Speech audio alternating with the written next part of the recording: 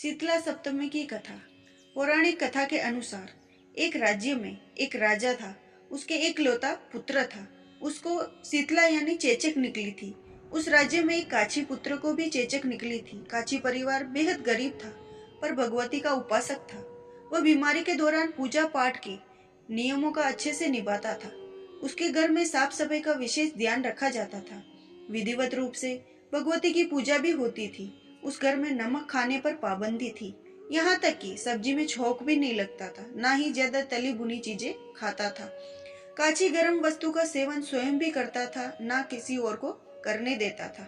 इस तरह नियमों के पालन से उसका पुत्र जल्दी ठीक हो गया। वहीं उधर राजा के भगवती के मंडप में सत चंडी का पाठ शुरू करवा दिया था। रोज हवन और बलिदान होते थे। राजपुरोहित भी भगवती के पूजन में निमग्न रहते थे। राजकुमार के शीतला होने के बावजूद राज महल में रोज कढ़ाई चढ़ती थी। इस तरह से गरम स्वादिष्ट पकवान बनते थे। सब्जी के अलावा कई तरह के मांस भी पकते थे, किसके कारण उन लजीज पकवानों की सुगंध से राजकुमार अपना मन बहक जाता था और भोजन के लिए जिद करता था। इकलौता राजपुत्र होने के कारण उसकी हर जिद पूरी की जाती थी। इसके बाद शीतला का प्रकोप घटने की बजाय बढ़ने लगा। शीतला के साथ साथ उसे बड़े बड़े फोड़े भी निकलने लगे। उन फोड़ों में खुजली और जलन तेज होने लगी। शीतला की शांति के लिए राजा के लाख प्रयास के बावजूद उनका प्रकोप घटने के बजाय बढ़ता गया, क्योंकि अज्ञातवश राजा के महल में सारे कार्य उल्टे हो रहे थे। इसके बाद राजा अधिक परेशान हो गया। वह समझ नहीं रहा कि इतनी कोशिशों के बाद भी शीतला का प्रकोप शांत क्यों नहीं हो रहा। फिर एक दिन राजा ने गुप्तचरों को बताया कि काची पुत्र को भी शीतला निकली थी, लेकिन वह बिल्कुल ठीक हो गया। ये जानकर राजा को हैरानी हुई कि मैं शीतला की इतनी सेवा कर रहा हूँ, पूजा अनुष्ठान में कोई कमी नहीं कर रहा हूँ, फिर भी मेरा पुत्र रोगी होता जा रहा है, जबकि काची पुत्र तो बिना सेवा और पूजा पाठ के ही ठीक हो गया। यह सोचते सोचते उसे नींद आ गई।